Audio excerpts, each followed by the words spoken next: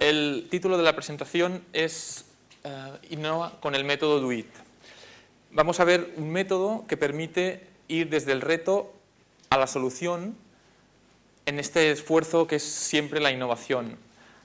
Durante muchos años las empresas han basado básicamente en el tema de la eficiencia, en repetir, escalar sus modelos de negocio, sus productos para hacerlos repetibles.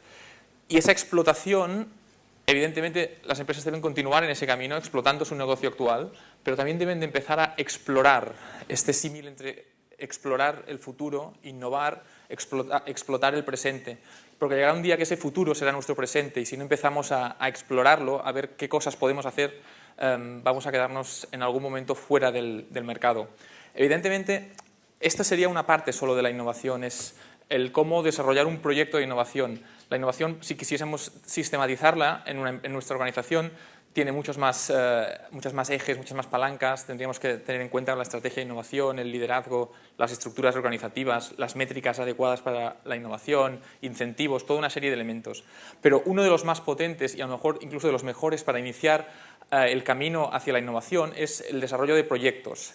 Y precisamente esta metodología es lo que nos permite empezar a desarrollar proyectos. Una vez una empresa empieza a desarrollar proyectos de innovación, todo el resto viene detrás.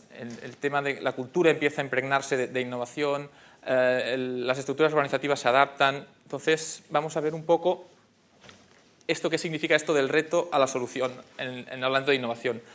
La innovación es un viaje, dice la diapositiva. Y esta metáfora podría ser válida para distintos elementos, ¿no? Podríamos decir que cualquier empresa a lo largo de su existencia tiene que ir innovando, con lo cual es un viaje sin fin, con pequeñas estaciones.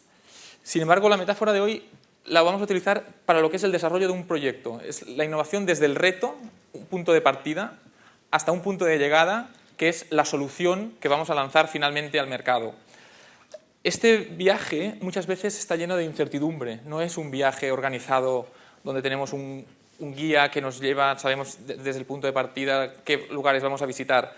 Muchas veces incluso el punto de partida es confuso, porque ni el reto inicial es fácilmente comprensible y debemos también de explorar ese reto, comprender bien ese reto para poder obtener la mejor solución. Entonces, el nivel de incertidumbre dependerá también del nivel de innovación que estemos buscando.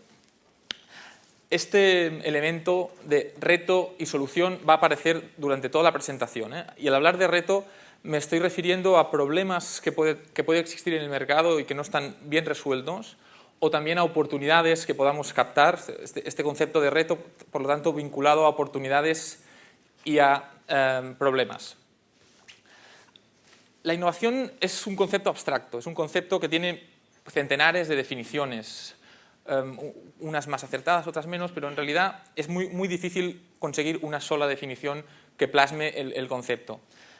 A mí me gusta utilizar esta, donde de nuevo aparece esta dualidad entre retos y soluciones. Y la innovación será el punto en que conseguimos identificar retos que realmente valen la pena de ser desarrollados y lograr soluciones satisfactorias para esos retos.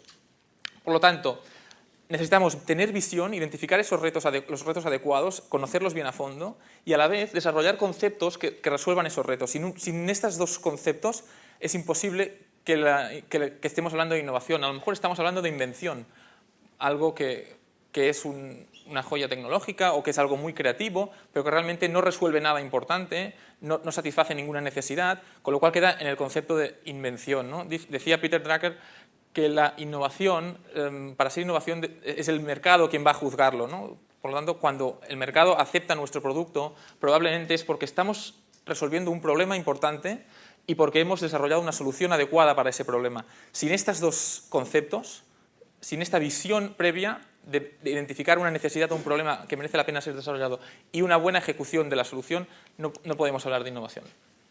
Y la innovación es precisamente una de las herramientas que tienen las pequeñas empresas para crecer. Supongo que en esta sala, por el tipo de evento que es BIF Barcelona, habrá muchos emprendedores que aspiran a que sus empresas crezcan. Simplificándolo mucho, las empresas pueden crecer de dos modos, a través de adquisiciones y fusiones, que esto queda fuera del alcance de las pymes, aparte de los problemas que puede tener de fusión de culturas, todos estos temas, y la otra es el crecimiento orgánico. Y para el crecimiento orgánico, sin duda, la innovación es uno de los ejes que más debe ayudar a lograr este crecimiento.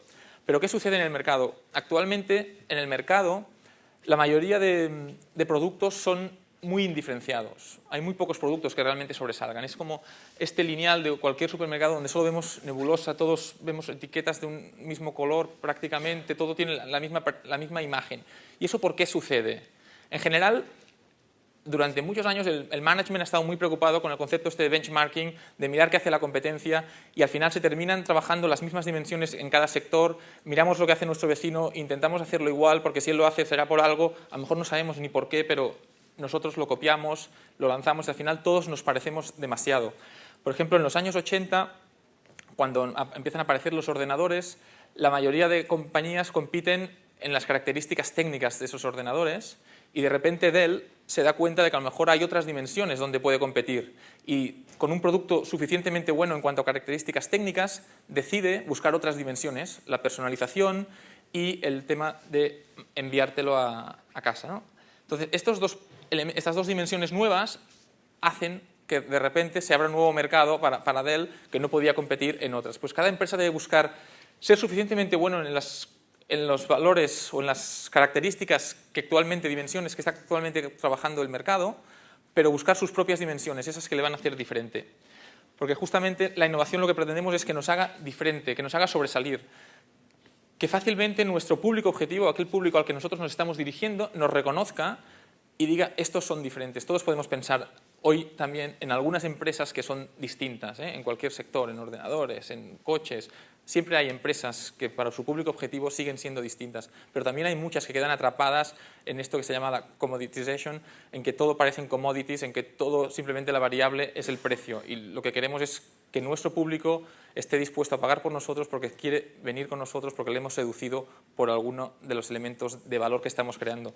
Y hablando de valor, que es un concepto que aparece constantemente, digamos que podríamos hablar de 4 grandes tipos de valor, que son los 4 tipos de valor que tenemos que ir a buscar. Tenemos que buscar o el valor funcional, más o menos es el valor de elementos que se pueden medir, este es más fácil de comprender. Valor emocional, sentimientos que nos genera un producto, un servicio. En eso también tiene mucho que ver la estética, con lo cual el diseño cada vez está entrando más en temas de innovación. Muy importante el diseño como generador de sentimientos, de emociones. Luego está el valor social, a nivel de estatus. Quiero que la sociedad sepa que tengo un estatus, que he triunfado. O a otro tipo de nivel de valor social, a nivel de grupo de pertenencia. Cada vez hay más en el mundo digital, pertenecer a comunidades, pues tiene mucha fuerza. Eso de saber que si compro este producto pertenezco a tal grupo de gente, me siento identificado con ellos, formo parte de ese grupo.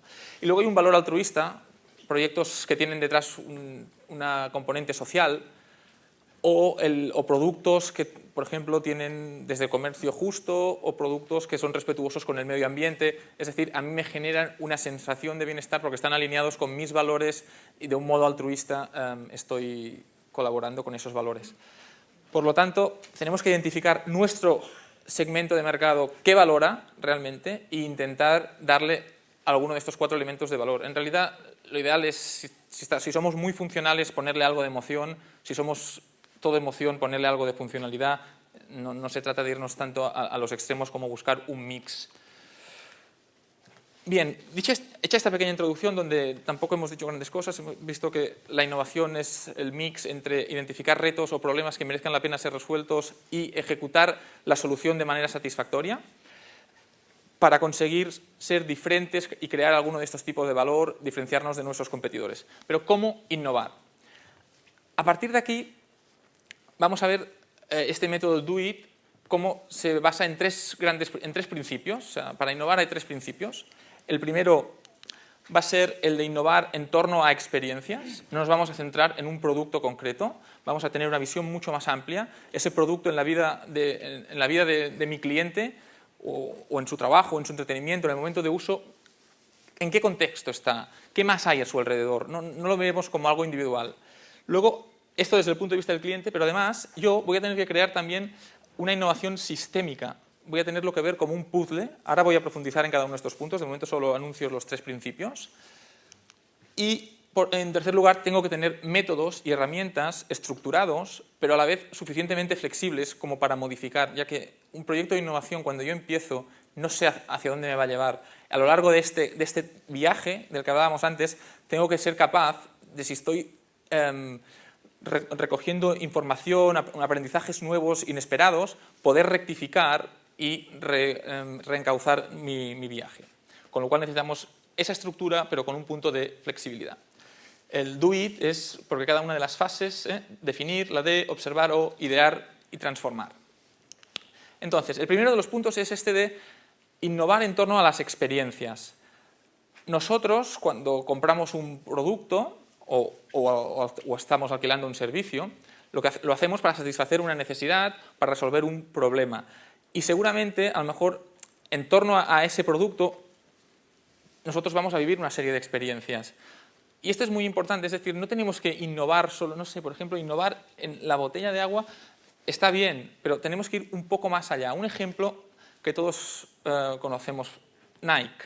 Nike llega a un punto en que está innovando en materiales, como todos sus competidores innovan en materiales más ligeros para los corredores, pero a la vez más resistentes, para evitar lesiones, las cámaras de aire, todo eso está bien, tienen que seguir haciéndolo. Pero de repente se dan cuenta de que no se trata solo de zapatillas, de lo que se trata es de correr. Las personas que compran sus zapatillas no compran las zapatillas por tener unas zapatillas, las compran porque practican un deporte, que es correr. Entonces, más allá del material, hay toda una serie de elementos. La motivación para correr, el rendimiento, el poderme conectar con otros corredores, compartir experiencias, compartir entrenos, compartir mejoras. Y entonces ellos se alían con iPad para crear este producto que permite eso, conectarte a una red de corredores, que te permite saber cómo han mejorado tus entrenos, con lo cual dejas el tema de las zapatillas para pasar a una experiencia mucho más amplia. Zipcar redefine el sentido de posesión, ¿no?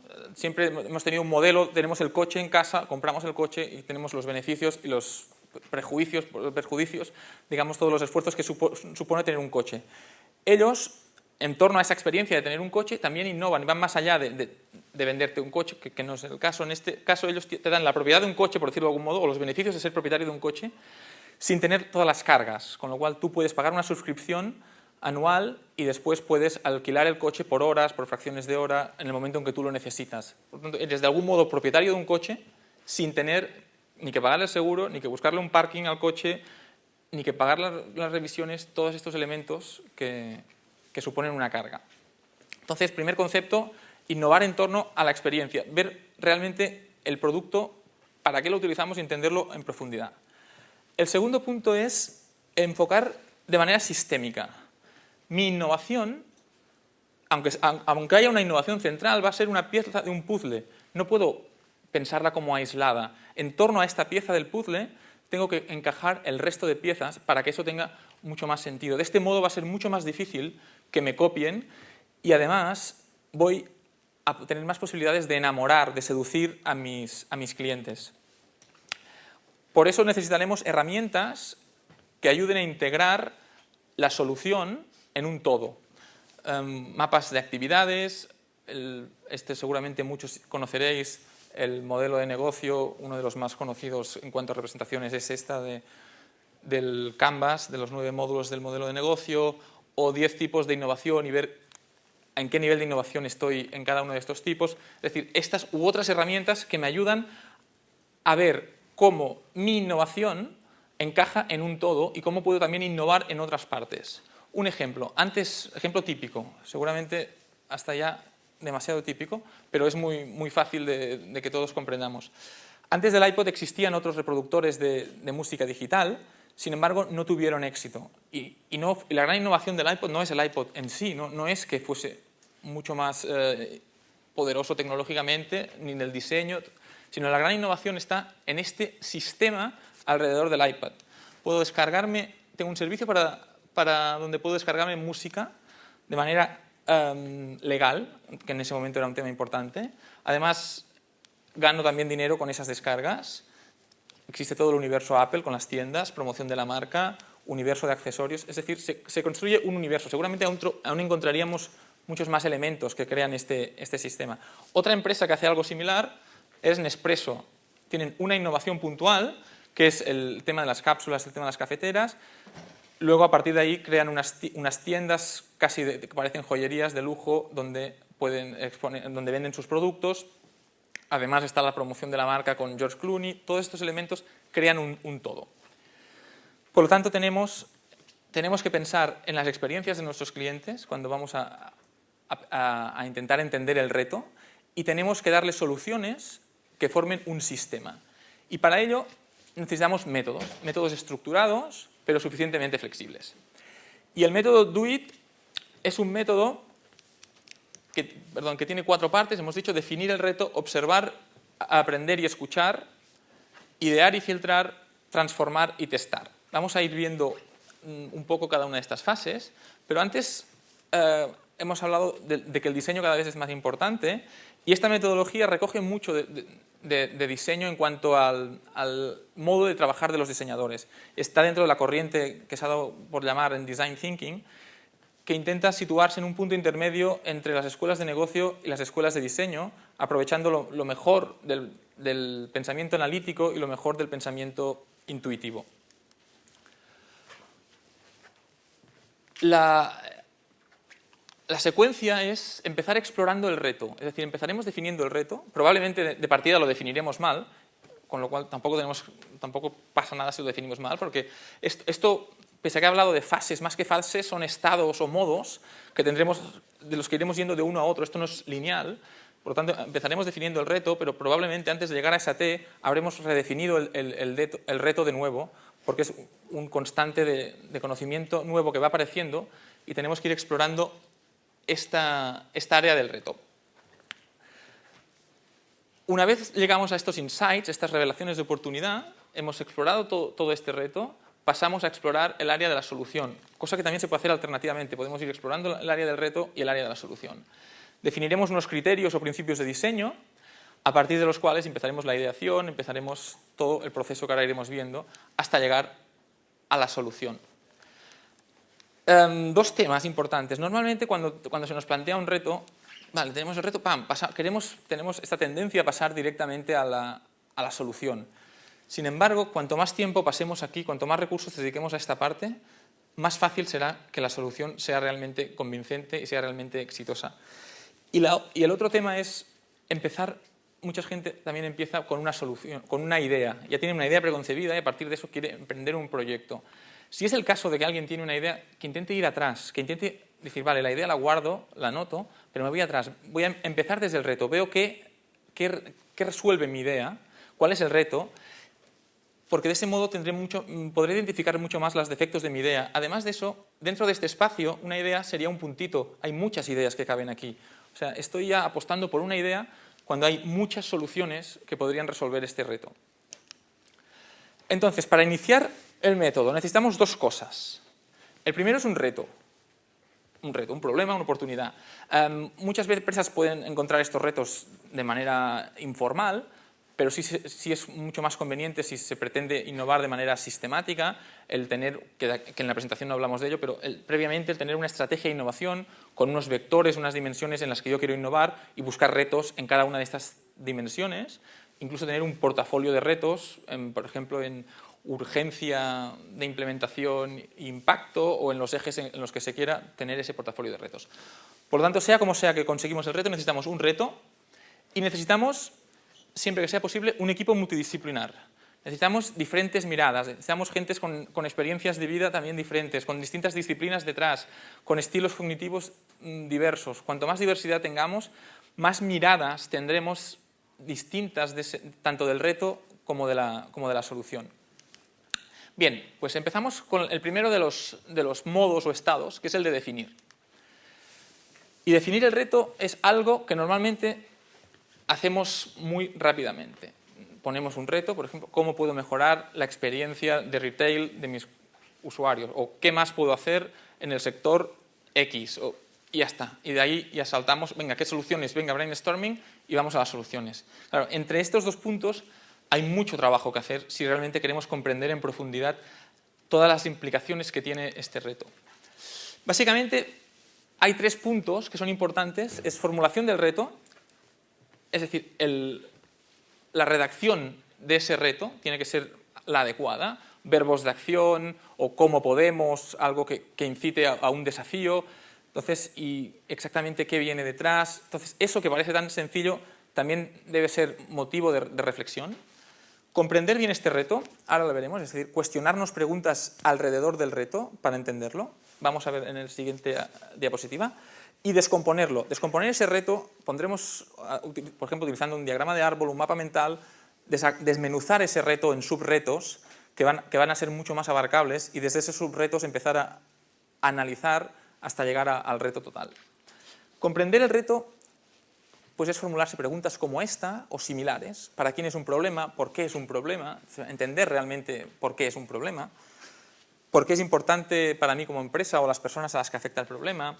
¿Por qué todavía es un problema? Pues todo ese tipo de preguntas son importantes que las hagamos y es importante que se genere en el equipo las ansias de resolver ese problema, de entenderlo a fondo. Eso es mucho más de enamorarse del reto antes que enamorarse de las ideas. Normalmente los emprendedores se enamoran de una idea, pues enamorémonos de ese reto, y después ya buscaremos las ideas, pero enamorémonos del reto, del problema que vamos a resolver. No solo porque vamos a ganar dinero, que evidentemente también, pero enamorémonos porque vamos a resolver algo, porque vamos a hacer que nuestros clientes, consumidores, usuarios estén más contentos, estamos resolviendo algún problema.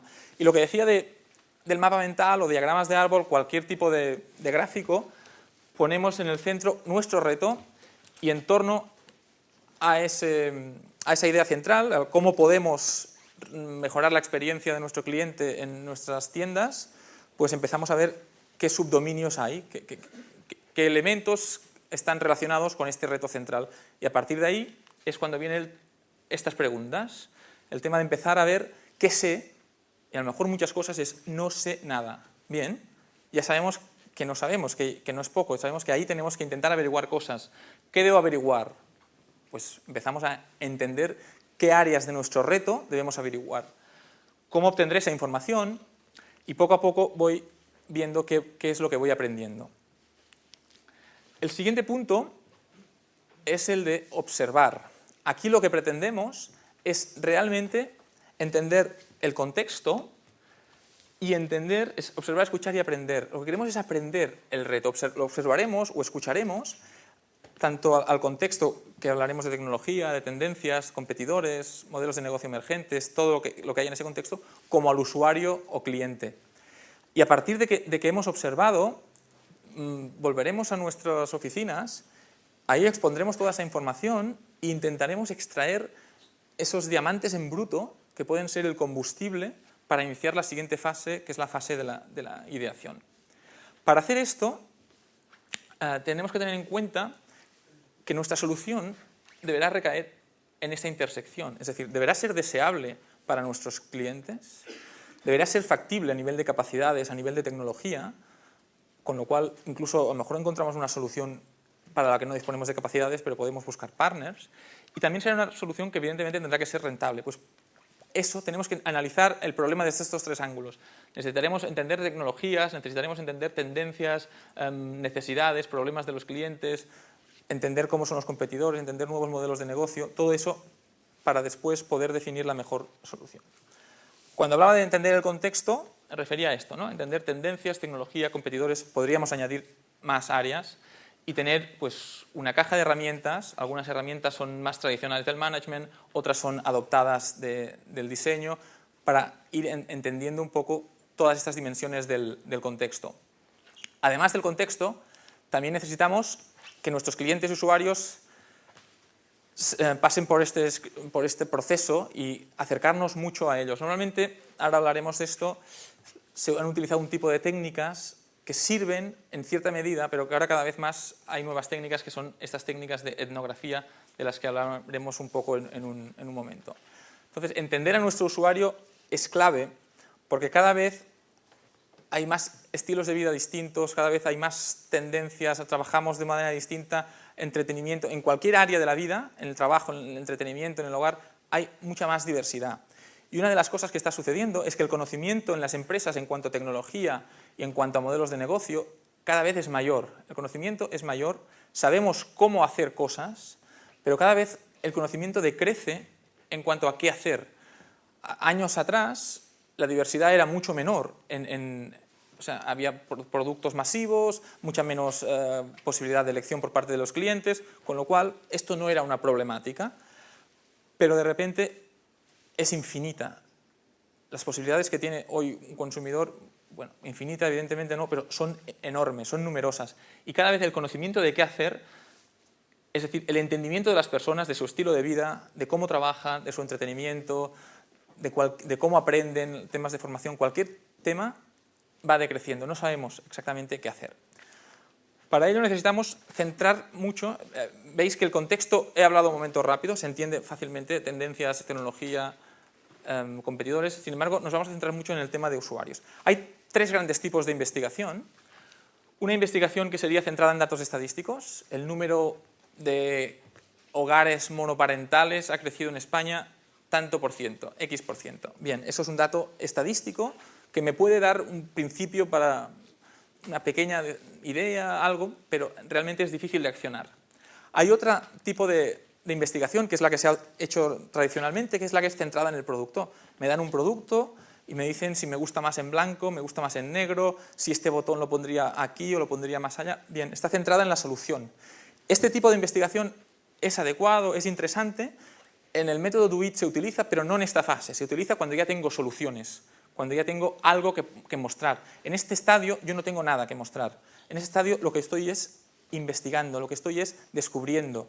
Para ello es mucho más adecuada este tipo de investigación, que está centrada en las experiencias, en los contextos, en las actividades que realizan los consumidores. Por ejemplo, si soy una empresa que se dedica a fabricar comida, pues probablemente me interese mucho ver cómo son las actividades que hay, cómo es la actividad en un hogar de comidas y bebidas, pues qué pasa en torno a una hora antes de la comida, una hora después, o cómo se compra en el supermercado, pero me interesa ver mucho más allá cosas que no tienen que ver con mi empresa, a lo mejor, con mi producto, pero que para mí pues pueden ser la clave, puedo encontrar allí un poco esa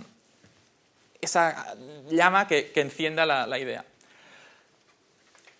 Esta frase, observar lo que las personas necesitan, es distinto a preguntarles qué quieren. Ya sea porque realmente no lo sé, o ya sea a veces incluso por temas de que creo que he hecho esto, pero en realidad digo que hago eso, pero hago otra cosa. Es muy difícil que innoven por nosotros los clientes. Para esto se utilizan estas técnicas de etnografía. Sin entrar en profundidad en ello ahora, las técnicas de etnografía lo que hacen es, se utilizan por ejemplo vídeos, se utilizan fotografías, puede ser que yo vaya a casa de alguien y vea cómo esa persona, o al trabajo de alguien, se puede desarrollar en cualquier lugar, y vea cómo esa persona trabaja, cómo esa persona vive en su casa. Por ejemplo, antes hablábamos de la comida, pues a lo mejor me interesa ver cómo cocina en esa casa, qué elementos utilizan, qué personas, todos estos temas, ¿no? A veces esta etnografía la puede realizar un investigador externo, y hay otros casos en que, ya sea porque son a lo mejor quieres investigar niños, por temas éticos es complicado pues investigar a niños, o ya sea porque es un tema, no sé, en el baño, en la ducha, hay productos pues que son más complicados. En esos casos lo que se hace es se le da una cámara a veces al sujeto para que vaya haciendo fotos de distintas cosas, se le da un pequeño training, o se le dan diarios. En esencia, se utilicen con un investigador externo, o sea el propio sujeto investigado el que va desarrollando todas esas fases. El tema es captar mucho más, hacer explícitas esas necesidades, esos problemas implícitos, que a veces, digo, uno mismo no puede innovar porque no sabemos lo que queremos muchas veces, otras veces es porque creemos que hacemos una cosa y hacemos otra. Respecto a esto último, se hizo una investigación en Estados Unidos, algo muy sencillo. ¿Cuánta gente tras ir al baño se lava las manos? Bien. El resultado, a través de la investigación tradicional, que fueron cuestionarios, fue un 95%. Eso no encajó a las personas que la desarrollaron y se dedicaron a mandar equipos de investigación a distintos baños públicos, por decir, aeropuertos, estaciones, tal. Y al final fue que las mujeres eran un 59 y los hombres un 55. Es decir, había un gap importante. Si nos hubiésemos quedado con lo primero, si eso era relevante realmente para la solución, pues tendríamos una investigación sesgada. Otras veces es porque simplemente tenemos desconocimiento de las posibilidades que hay y nos vamos a cosas muy obvias. La etnografía, pese a ser muy poco utilizada, ese es un gráfico de un estudio. En el eje vertical está el grado de efectividad y en el horizontal el porcentaje de empresas que lo utilizan. Bueno, vemos que la etnografía está aquí, es la que está más arriba en cuanto a efectividad, pese a ser una de las que es todavía menos utilizadas. Entonces, la etnografía lo que pretende es conseguir que estas necesidades no articuladas aparezcan. Y sobre todo nos interesa mucho colocarnos en este cuadrante que es no articuladas y no satisfechas. Evidentemente también hay euros en otros cuadrantes. Y fijémonos que estos cuadrantes se pueden ligar de nuevo con el reto y la solución. Articuladas, no articuladas, es mi reto, es entender realmente qué hay más allá del reto. Cuanto mejor estudie el reto, más me podré ir hacia la derecha del gráfico. Y el satisfechas y no satisfechas tiene que ver con la solución. Cuanto mejor sea mi solución, pues estas no satisfechas pasarán a ser satisfechas. En esencia, lo que pretendemos con estas técnicas, y utilicemos las que utilicemos, la etnografía es una posibilidad, hay otras, pero lo que se intenta en esta fase es ver la realidad a través de los ojos del cliente. Incluso en algunos casos se pasa por la experiencia del cliente, ¿no? Si yo tengo que ser, me hago paciente de un hospital, si estoy intentando innovar para un hospital, pues paso por urgencias, subo a planta, tengo el trato que tienen los pacientes, o el famoso mystery shopping, pues también es otra posibilidad, ¿no? Ver, realmente desarrollar la empatía, sentir lo que siente el cliente. De nuevo, en esta fase no hablamos de soluciones y de lo que sí hablamos es de necesidades, de puntos de dolor, de problemas. Ahí es donde se centra mi interés, en descubrir una serie de elementos que no están bien satisfechos, que no están bien trabajados. Ahora veremos después algunos de estos puntos de dolor a qué nos estamos refiriendo. Por ejemplo, si yo quiero empezar un proceso de innovación y estoy observando a clientes, en estas técnicas normalmente el rigor estadístico no es importante porque es puramente cualitativo y a lo mejor con 12 personas, con 16 personas tendré suficiente. Lo que sí voy a necesitar es diversidad. Diversidad, gente con distintos matices que me dé insights muy dispares. Un modo, esto es un modo, habría otros, sería buscar una dimensión. Antes hablábamos de Nike, pues por ejemplo Nike, busco gente que practica deporte de manera profesional, gente que practica deporte de manera regular, gente que practica deporte apenas nunca, ¿no? En esta dimensión, que es el grado de deporte que las personas practican, busco un tercio en cada una de estas tres categorías. Y a partir de ahí observo cómo viven estas tres categorías, cómo viven su experiencia en torno al deporte. Y evidentemente los insights que obtendré de uno serán distintos que los de otro, y así iré definiendo mi reto y a lo mejor al final solo me centro en unos que no eran en quienes precisamente me quería centrar al principio. Estas observaciones, que claro, observo, pero ¿qué observo? Bueno, pues también hay frameworks para ver esto de qué observo. Y uno de los que hay es este AEIOU. La A significa actividades, es decir, si estoy grabando o estoy haciendo fotos de actividades que se realizan y anoto actividades. Y siempre detrás, en cualquiera de estas cosas, la motivación, el porqué.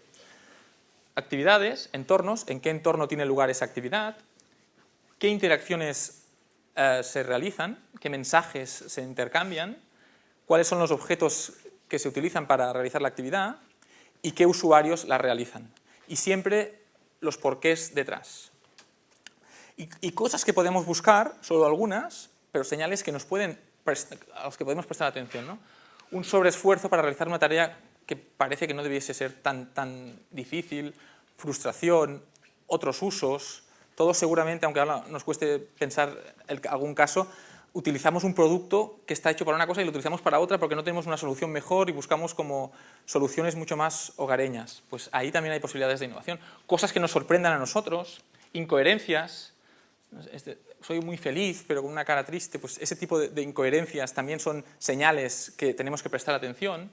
O pasos saltados en un proceso, pues significa mejor ese paso no es importante, nos lo podemos saltar y tal vez ahí haya algo para innovar. Con toda esta información de contexto y de usuario, llegamos a un punto en que tenemos mucha información. Y es un punto importante. Hemos terminado la investigación, pero aún no estamos preparados para empezar a idear. tenemos mucha información, tenemos pues, la sala de trabajo empapelada a las paredes con toda la información expuesta para que todo el mundo la vea.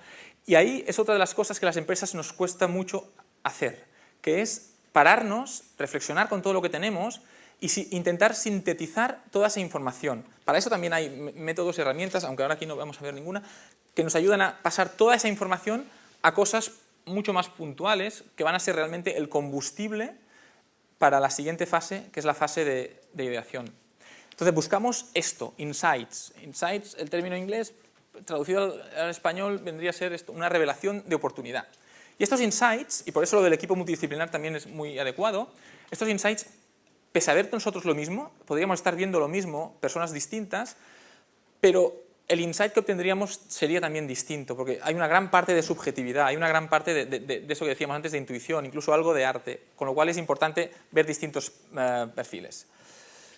Pasamos a la tercera fase, es la de idear. Aquí empezamos ya a explorar la solución. Tenemos mucha información, tenemos mucho conocimiento y vamos a empezar a idear. A buscar conceptos, siempre asociados con esta imagen de las bombillas, pues a buscar todos esos conceptos y especialmente esa bombilla que brille especialmente. Y recordemos que lo haremos partiendo de unos principios de diseño, de unos criterios, y la solución tiene que recaer en ese punto de intersección, tiene que ser deseable, rentable y factible. Y para ello vamos a utilizar la creatividad. La creatividad como resultado de intersección de tres elementos: conocimiento de distintas disciplinas y conocimiento también muy importante del reto. Cuanto más conocimiento tengamos, más fácil será que la creatividad se exprese con toda su fuerza. Pensamiento creativo, es decir, personas en esta fase, aunque si no las teníamos en el equipo inicial, tendremos que incorporar para esta fase concreta lo de los equipos. Podemos tener un equipo base y después en cada estado o fase incorporar otras personas que puedan dar más riqueza para lo que necesitamos en ese momento. Pues aquí necesitaremos personas que se enfrenten a los problemas de maneras creativas, que busquen nuevas soluciones. Y la motivación, evidentemente, eso que decíamos, estar enamorado del reto, de que sea algo que les interese a las personas que están en el equipo. Y el instrumento para esto van a ser las técnicas creativas, pero las técnicas creativas sin estos elementos pues son mucho menos poderosas. Después hay distintos tipos, unas gustarán más, otras menos, y para unos casos serán más adecuadas unas que otras. La más, bueno, brainstorming todo el mundo conoce, y hay muchas más. Y este concepto de co-creación, que es un concepto importante, que es idear con los clientes. Es decir, yo invito a los clientes a sesiones de creatividad en las que les expongo la información que yo he obtenido fuera y ellos me ayudan, como uno más del equipo, a generar ideas, participan en estas sesiones. Pues las empresas que están realizando estas sesiones de co-creación pues están obteniendo buenos resultados. Y llegamos a un momento en que tenemos muchas ideas y de nuevo no podemos abordarlas todas y tenemos que pensar, ¿y ahora qué? Lo primero que haremos será buscar un lenguaje común. Cada idea se tendrá que exponer de una forma homogénea, y este es un modelo que puede servir, que es el de explicar la necesidad o el problema que resuelve, describir la solución, tener en cuenta cuáles son los beneficios. Esto de los beneficios muy vinculado, por ejemplo, a los 4 tipos de valor que hemos visto, es decir, por qué esta solución es única, porque aporta un valor emocional concreto en algo que siempre ha sido funcional, los elementos que hagan que esta sea una solución única. Y después, ¿qué tiene la competencia? Pues esto podríamos añadirle algún dibujito, lo que sea, pero lo que se trata, sea este modelo u otro, es homogeneizar las ideas para pasar al siguiente paso, que es el de filtrar estas ideas. También se trata de todo este número de ideas que ya tenemos representadas de una forma homogénea, trasladarlas, pasarlas por el filtro y buscar cuáles son estas ideas que realmente tienen potencial de triunfar en el mercado. Para esto también existen distintas técnicas, pero por temas de tiempo no han incluido ninguna. Y llegamos al último de estos modos o estados, que es el de transformar y testar. Transformar en el sentido de construir prototipos que hagan tangibles los conceptos, las ideas. Y que hagan tangibles no solo productos, sino también se pueden prototipar servicios, también se pueden prototipar modelos de negocio. Incluso hay empresas que utilizan roleplays o hay empresas que utilizan Lego y clics para reproducir un servicio o planos de servicio. O sea, hay muchas herramientas disponibles para prototipar no simplemente la idea que siempre tenemos de prototipo, sino de prototipo de producto, sino cualquier cosa. Y la idea de hacer prototipos es también tener un lenguaje común de esa idea que teníamos conceptual, empezar a compartirla con el resto del equipo ver los defectos que tiene, intentar hacer que esa idea evolucione, pero estamos ya hablando con algo que podemos tocar, con algo que podemos ver, con algo que es ya algo más tangible que hablar de una idea, porque a lo mejor muchas veces el problema es que yo hablo de una cosa y mi interlocutor está interpretando otra. Tengo que buscar algo que nos sitúe a los dos en el mismo espacio, en el mismo nivel. Entonces los prototipos sirven. Además sirven para minimizar la posibilidad de fracaso. Si pasamos directamente a un prototipo muy evolucionado y lo lanzamos al mercado, las probabilidades de fracaso son mucho mayores. Estos prototipos, ahora veremos una diapositiva más adelante, van a ir evolucionando. Un prototipo es cualquier representación, o sea, tenemos muchas posibilidades de presentar de un concepto que puede ser un proceso, un producto, un servicio, una experiencia de consumidor, un modelo de negocio. Y si quisiésemos entrar en temas de tipos de prototipos o cómo, pues podemos ver que hay prototipos parciales o globales, es decir, un prototipo global va a representar el todo, el producto, el servicio finalizado, en el sentido de que todas las características de ese producto van a estar, o parcial, tan solo me interesa una parte de esa solución, voy a prototipar solo una parte. Y físico conceptual, pues aquí podríamos tener desde temas de software o estos roleplays que hemos dicho, por tanto hacer vídeos para ver cómo se desarrolla un servicio, y físicos pues sería más tema de productos y podríamos encontrar más dimensiones. Y un tema también importante es esto que hemos dicho de la evolución de estos prototipos. O sea, vamos a tener prototipos de inspiración que son para trabajar con mi equipo, son para entender, para crear un lenguaje común. Después ya vamos a pasar a estos de evolución, que ya son algo más desarrollados, son los prototipos con los que voy a empezar a salir a hacer tests. Luego, ahora hablaremos de los tests, hemos dicho transformar y testar, por lo tanto, la idea es hacer prototipos para validar suposiciones, con lo cual tendré que pasar por los tests. Y finalmente el de validación, que serán ya los prototipos finales. Entonces, una vez tenemos el prototipo y tenemos muy claro qué tipo de prototipo necesitábamos, tenemos que hacer un test. Hay que planear el test, qué esperamos de ese test, cómo vamos a medir los resultados, qué recursos vamos a dedicar, a qué personas vamos a ir a buscar. Evidentemente va a haber clientes, que sería esa parte deseable, pero también vamos a tener a lo mejor que ir a enseñar nuestros prototipos a las personas que van a tener que fabricarlo, a las personas que van a tener que venderlo. Es decir, vamos a no limitarnos solo a los clientes, sino que vamos a buscar muchos más perfiles. Y la idea es encontrar, validar las suposiciones que hay detrás de esta solución. Con lo cual también primero tenemos que ver cuáles son esas suposiciones, cuáles son las suposiciones claves, cuáles son las que son más fáciles de testar. Por ejemplo, una empresa que no hizo eso fue Segway.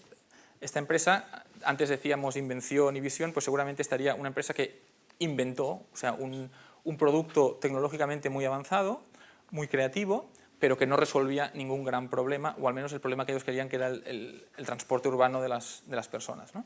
Hoy lo vemos en aeropuertos, lo vemos en ciertos lugares, pero no es lo que tenía que ser, y ellos hicieron plantas para vender 40.000 unidades al mes. Y cuando llevaban 4 años habían vendido más o menos esas 40.000 que tenían que vender en un mes. O sea, no hicieron ningún test, no salieron a investigar si realmente tenía defectos o si a lo mejor las inversiones tenían que ser menores y dedicarse pues, a aeropuertos, a empresas de seguridad, a empresas turísticas para que pasen los turistas. Entonces, ellos se lanzaron al final y como en esta diapositiva, en que estos dos científicos están revisando unas fórmulas matemáticas y parece que el error estaba aquí.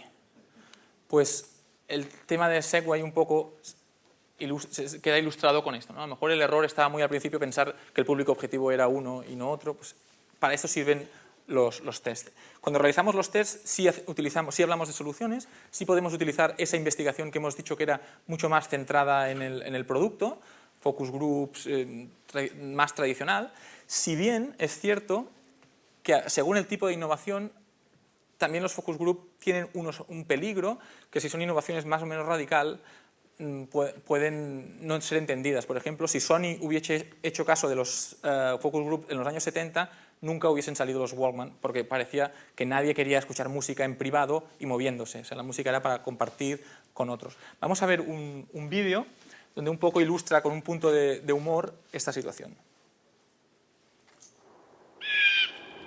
Thank you for your time and welcome to our focus group. Today we're going to show you an idea and ask for your opinion.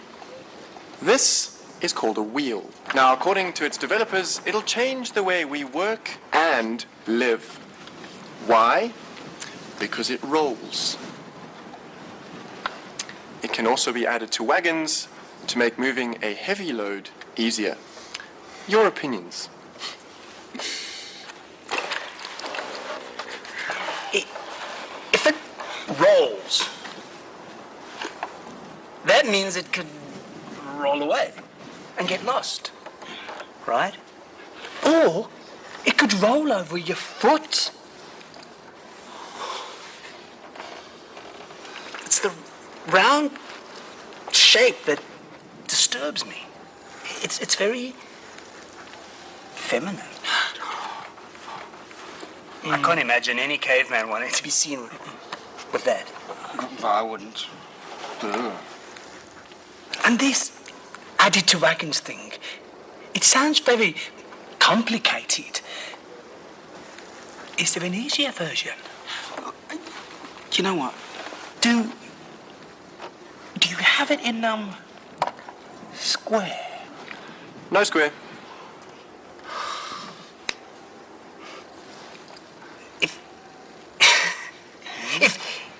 If there was a square one, Yeah? it didn't roll.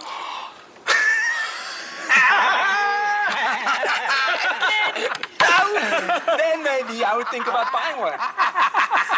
Bueno, pues este es uno de los riesgos también, según el tipo de innovación que tengamos, el tipo de test que hacemos también tenemos que tenerlo en cuenta, ¿no? Que no nos pase como a Sony, que no nos pase como a la rueda. Una herramienta para recoger feedback es esta herramienta, donde podemos anotar todos los aspectos positivos que generan en el feedback nuestra solución, aspectos negativos, nuevas preguntas para las que no tenemos respuesta, pero que surgen en esos tests, o nuevas ideas que nos ayudan a hacer crecer la solución. Nosotros lo anotamos todo, evidentemente eso no significa que vamos a adoptar todo el feedback que nos dan, pero sí lo anotamos, después ya tendremos tiempo para analizarlo y decidir qué hacemos con él. En este tema de la innovación es muy importante el aceptar el fracaso, y el fracaso se refiere a esto, ¿no? Ver que alguno de esos prototipos a lo mejor no debe llegar nunca al mercado, con lo cual desenchufar en ese momento una de esas soluciones, matarla, por decirlo de algún modo, tiene que ser un motivo de celebración porque estamos evitando realmente que un fracaso mucho mayor. Pero a veces es como por tema de ego, si he empezado un proyecto y ahí no se puede desenchufar. Bueno, tenemos que empezar a cambiar esta mentalidad que en otros lugares, en lugares donde hay mucho más emprendedores, donde hay mucha más innovación, sí tienen, y que a nosotros, nuestra mentalidad pues latina, mediterránea, todavía nos cuesta mucho esto de asumir el fracaso. En realidad, en este momento, parar algo es un éxito, porque hemos visto que realmente ese producto no va a ningún lugar. Una frase interesante de Edison dice: no fracasé, solo descubrí 1000 maneras de cómo no hacer una bombilla. A lo mejor sin esas 1000 maneras anteriores no hubiese llegado la 1001, que fue la definitiva. Pues un poco tener esta misma mentalidad e intentar por eso que esos prototipos sean lo más rudimentarios posible, que los hagamos rápidamente, que podamos salir a buscar información, que volvemos, que vamos viendo qué es lo que está sucediendo. Por ejemplo, a nivel de emprendedores muchas veces, en lugar de hacer un plan de negocio, hacer tests, pequeños tests de nuestra idea, buscar feedback de este tipo de cosas, en lugar de hacer un gran plan de negocio que probablemente, si llega a la realidad, va a ser muy distinto de lo que hayamos escrito y que puede contener fallos. Y una vez tenemos ya el producto a nivel individual, tenemos que pasar esto que hemos dicho antes a nivel sistémico y ver cómo encaja en este todo. Para ir terminando, definir, observar, idear, transformar. Aquí tenemos que terminar este primer estadio con un buen entendimiento del reto. El segundo modo, observar, aprender y escuchar y aprender, perdón, necesitamos insights. Esos insights van a ser el combustible de la fase de ideación, de donde saldremos con conceptos. También aquí dentro iteraremos, empezaremos con ideas individuales que irán creciendo y que se convertirán en conceptos. Los conceptos son la unión de varias ideas individuales. Y finalmente, transformar y testar. Saldremos de aquí con un piloto, con un prototipo de validación, más un business case. El business case me refiero a este punto en que hacemos un todo de la solución, en que vamos a nivel de sistema de la solución. Había otro vídeo, por temas de tiempo lo saltamos. Perdón. Entonces, ya para ir terminando, innovar puede ser arriesgado, cierto, esa incertidumbre, ese no saber a dónde vamos, pero no innovar es todavía mucho más arriesgado, es letal, con lo cual todo lo que innovemos es explorar el futuro que vamos a explotar, no nos podemos quedar solo con explotar. Y si bien innovar asumimos que conlleva riesgos, con estas metodologías, con esta visión que hemos intentado exponer, es un modo de minimizar, de tener un colchón de seguridad, un paracaídas para no cometer errores. La innovación, también otra frase de Edison, es un 1% de inspiración y un 99% de transpiración. Es decir, la innovación, hemos visto un método, ahí hay momentos de inspiración, la creatividad, pero ha habido mucho trabajo anterior, hay mucho trabajo después, con lo cual es trabajo duro. Para innovar hay que realmente dedicar horas, trabajar de manera incansable. Con lo cual, se trataría de empezar a emprender un viaje a estos nuevos territorios, empezar a transpirar, buscar agua, desodorante y empezar esta aventura de la innovación, de emprender un viaje a lo desconocido, pero que tal vez sea muy beneficioso para vuestra empresa. Muchas gracias.